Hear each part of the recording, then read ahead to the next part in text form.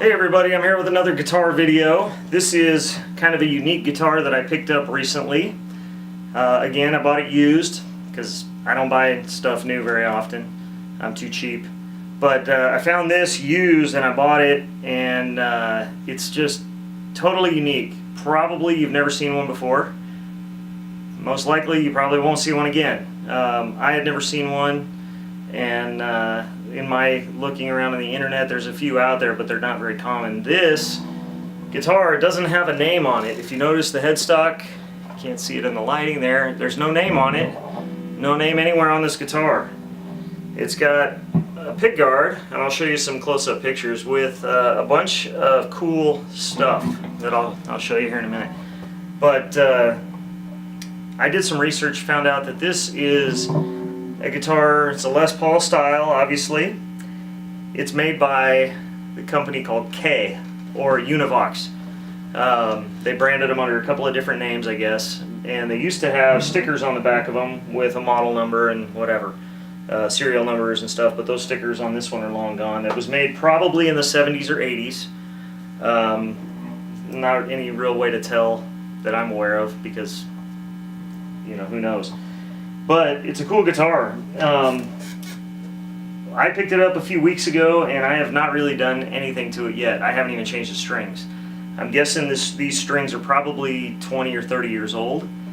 And it actually sounds pretty decent. A little muddy right now, but I'll show you some of the cool features. Once I put some new strings on it and tweak it, I'm sure it'll sound a lot better. But I just got it recently, and I've been busy, so I haven't done anything with it yet. But let me show you some of the cool features. So 2 humbucker pickups, right? Wrong. Based on my research, these are single coils with humbucker covers. So go figure. There is no switch to turn pickups on and off. There is only a switch in phase and out of phase. So both pickups are always on. The volume knob turns up and down, and actually, if you listen, it clicks off, which is just kind of unique. Never had a guitar that did that before. Then you have a tone knob, just like any other electric guitar, right? Then you have this knob that says speed. That was kind of interesting. Then also, this knob goes with this stuff. You have an effects switch, on and off. Okay, with the effects off, everything's nice and clean. Okay, if you flip your effects on, you got nothing coming out because none of the effects are turned on. But it has a bunch of built-in effects here. First one is echo. You flip that on. That's with a really low, slow speed. You speed that up.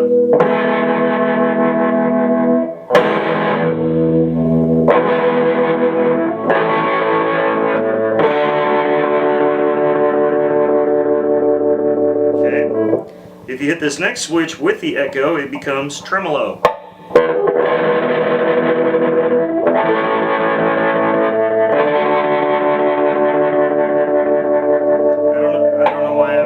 It that way. If you slow that down a little bit on tremolo,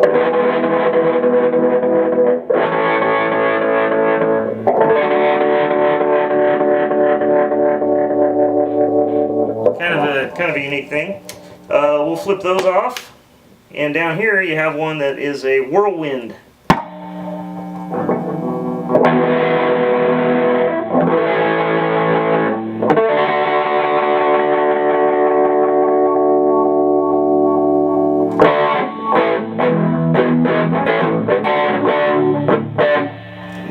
Clean up this amp. I don't know why I'm playing it with the gain on. So anyway, here it is again, clean.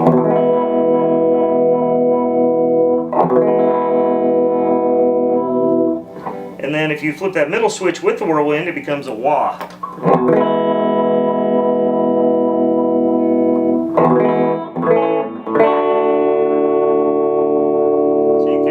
That modulation, and then your speed changes with that knob. So it's got some cool little effects there.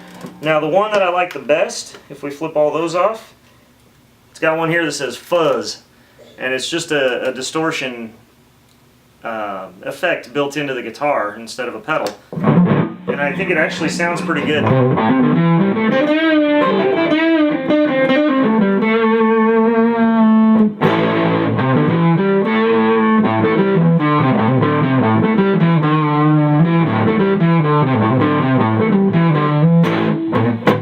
So anyway, yeah, it's got some cool stuff.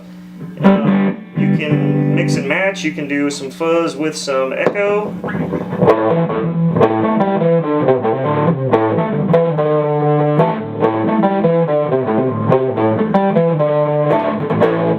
You can throw the whirlwind on top of that.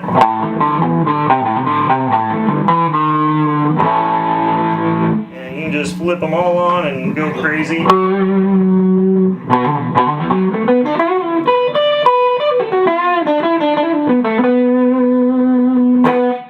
So anyway, yeah, it's got some cool features. For being a relatively inexpensive guitar, I believe these were made in Korea, you know, back in the 70s, 80s, back when everybody was ripping off everybody else with headstock designs and all kinds of stuff. But this one is just unique because I've never seen anything like it. Everybody that I've showed it to in the last couple of weeks is like, wow, that thing's cool. I mean, it's got a double bound body. It's got a little cavity back here for a 9-volt battery, and I know this thing wasn't played, or at least not with the effects, because at least not for many years, because when I opened that up, I popped out an old school Radio Shack 9-volt battery that had to have been 20 or 30 years old. Luckily it didn't leak all over there. There was no corrosion, no nothing, so it was perfectly clean. I'm going to have to do a setup on it, probably level the fretboard, adjust the truss rod a little, which I read online that the truss rods on these are not great, so I'm going to have to be pretty careful not to damage that. The nut is pretty tall, so I'm probably going to replace that and put a tusk nut on it. Get a new set of strings on it, and do a quick setup. Hopefully I don't have to level the frets or anything. I probably won't anyway, even if it really needs it. There's not much, if any, fret wear. There's no grooves in the frets.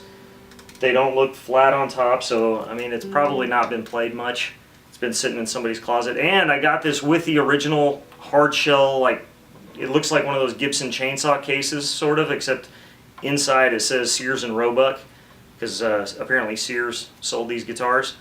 And I mean, it has this old school, like, 70s looking guitar strap in the case, and it looks like somebody bought it and stuck it in a closet and never touched it. So pretty cool deal. I was lucky to find it. I stumbled across it right after it was posted up for sale, and I happened to be the first guy to respond, and the seller was gracious enough to wait for me to get off work to come check it out instead of selling it to like 40 or 50 other people that hit him up about it that day. So that was cool. Appreciated that. People doing what they say they're going to do is kind of a rare occurrence these days. So that's always appreciated. Anyway, it's a cool guitar. A lot of fun, and hopefully I'll have some more cool guitars to show you here before too long.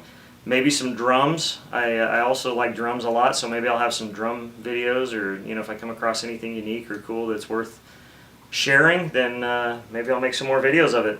Thanks for watching. Enjoy.